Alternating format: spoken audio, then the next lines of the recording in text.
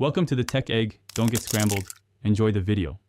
Start by selecting a plugin that explicitly supports organizational charts and hierarchical data, such as a dedicated org chart or WP org chart tool. In WordPress admin, go to Plugins, Add New, search the plugin name, click Install, then Activate.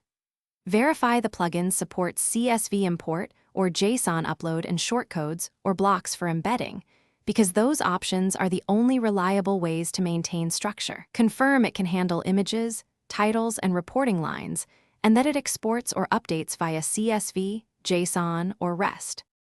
Prepare a clean data file before building the chart. Create a CSV with columns ID, parent ID, name, title, email, image URL, and use ID numbers and parent ID to define reporting lines, using 0 for the top node. Include image URLs and emails as needed and keep values consistent. In the Plugins Import tool, choose CSV or JSON, map fields to the plugin schema, then run the import. If the plugin offers a shortcode or block, copy the generated shortcode or select the imported dataset in that block to embed the chart.